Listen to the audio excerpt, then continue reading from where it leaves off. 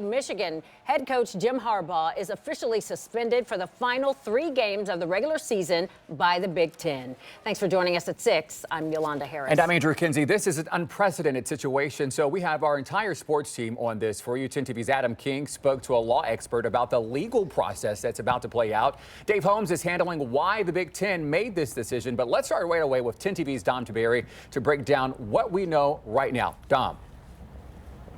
Hey, I'm getting ready for high school football. More on that in a minute. I'm at DeSales High School. But, Jim Harbaugh has claimed all along that he's done nothing wrong and that he had no knowledge of anything being done wrong. Well, today the Big Ten sent a strong message that they do not believe him. Harbaugh has been suspended, as you said, for the next 3 games.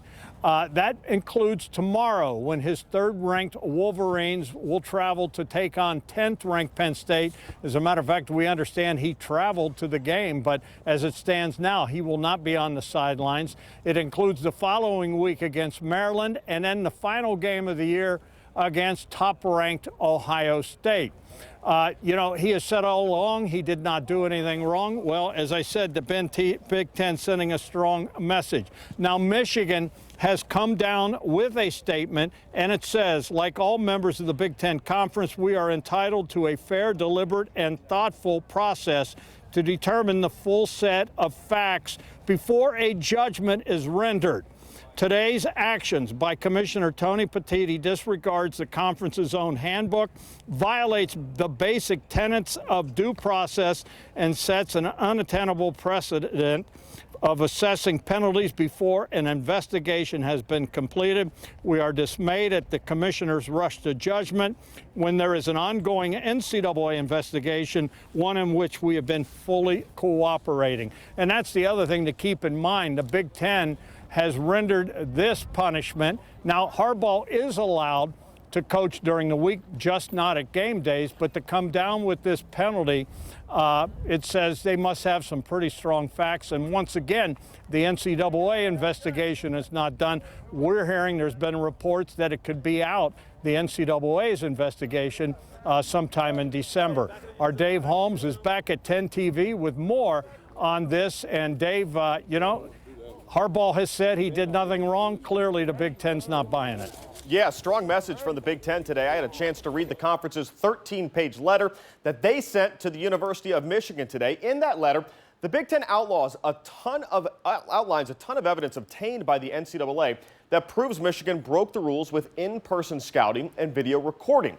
The letter reprimands the Wolverines with some pretty strong language. You could tell the Big Ten wasn't too happy with Michigan's letter written 2 days ago to the Big Ten.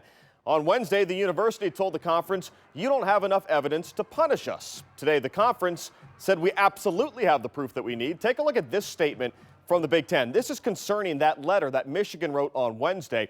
Quote, the university's November 8th response does not deny that the impermissible scheme occurred. Instead, it only offers procedural and technical arguments designed to delay accountability. And you better believe Michigan is not done in its efforts to delay punishment in this case. Adam King is live at the shoot tonight with the legal battle that lies ahead.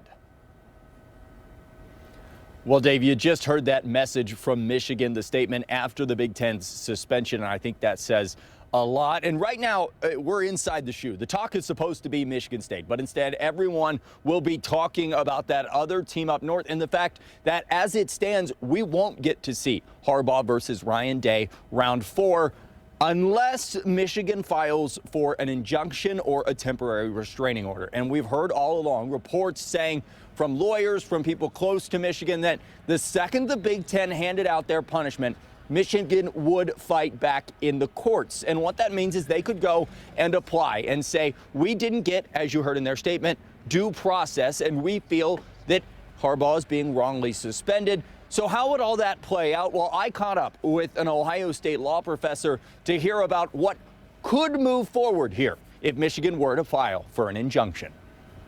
During those 14 days, the penalty would not go into effect. The status quo between the parties, with Coach Harbaugh in his place as the coach, coaching during the games, would remain. And the parties would be looking to have a hearing as quickly as possible on the merits. So I'd imagine the Big Ten would want to get in front of a judge as soon as possible to talk about the merits of their case and to, presumably see their penalty enforced. Now, I did reach out to Ohio State for comment. They said no comment, and understandably, because the Buckeyes right now, while they're always focusing on their rivals 365 days a year, they are not worrying about that outside noise. Ryan Day has said that many times. They are focused on the game that will be played here tomorrow night against Michigan State, the #1 team in the country, trying to continue that undefeated season. We will have to wait and see if the game, now just 15 days away from kicking off, will feature Harbaugh and Ryan Day, or if that 3-game suspension will stand. All right. Thank you, Adam. Thank you, gentlemen. We will continue to stay on top of this story. As soon as there are any new developments, we'll bring them to you on air, online, and inside our 10 TV News app.